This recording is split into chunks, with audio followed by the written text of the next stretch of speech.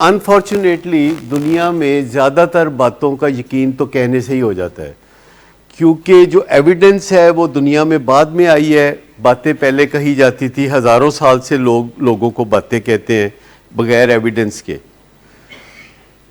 लेकिन अब बहुत सारी चीज़ों की एविडेंस आ रही है। साइंस ने जन्म लिया चंद 100 साल पहले, साइंस ने जन्म लिया, साइंस ने चीज़ों को नापना तोलना शुरू किया। को तकरीबन 1000 साल पहले वक्त को नापने का पैमाना बनाया गया कि वक्त को कैसे नापना है।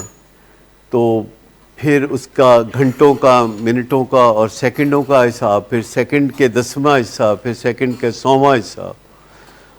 इसके अलावा फिर ग्रेविटी को डिस्कवर किया गया कि एक फोर्स ऑफ ग्रेविटी होती है, उसके अगेंस्ट काम करे तो हवाई जहाज़ बन जाता है।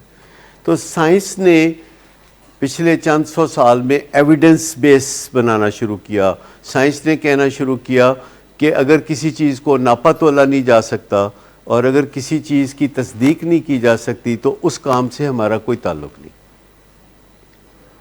यानी अगर कोई बंदा कहता है कि जी मैं नशा नहीं करता, तो हम कहते हैं कि चलो इसको नाप लेते हैं, यूरिन चेक कर लेते हैं।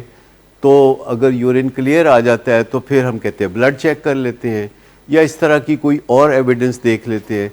लेकिन अगर यूरिन में ही आ जाती है कोकेन और हेरोइन और मारिजुआना और बेंजोडाइज़ेपिन और बंदा कहे कि मैं तो सिर्फ गल करना है। ऐसा कराची में एक बच्चा है, अपना भांजा है, तो वो ज़ेरे इलाज है, तो वो घर गया तो मिथाडोन कहीं से निकल आई, पुरानी पड़ी हुई। निकल आई इसलिए कि वो पड़ी हुई थी ना, पुरानी पड़ी हुई थी।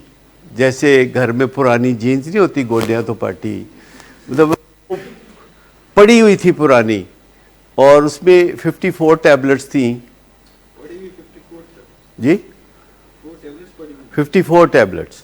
और उसने कहा ये पुरानी पड़ी हुई थी, मुझे मेहरबानी करके आप बता दें साहब के कुछ बचा के भी कभी रखा है जो पुराना पड़ा हुआ फिर कभी मिल जाए।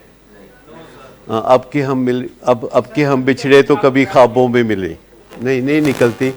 मैं आपको बताऊं कि वो कई कहते हैं कि जी वो शायद भी इसलिए रखते होंगे कि कभी नहीं मिलेगी तो फिर वो वहाँ से यूज़ कर लेंगे। एडिक्शन की बीमारी में बंदे की अप्रोच आज की होती है, अभी के अभी की। अगर आप उसे कहना यार ना करे अगर नशा मर जाएगा, कहता तुसी नहीं मरना, वो फ़ौरन इस तरह की बात करेगा। और उसने कभी मुस्तकबिल का नहीं सोचा। जो मुस्तकबिल का सोचता है वो नशा क्यों करेगा? तो नशा करता ही वही है जो मुस्तकबिल का नहीं सोचता, हाल का सोचता है। तो मोमेंट टू मोमेंट सोच है जो कि नशे की बीमारी में होती है।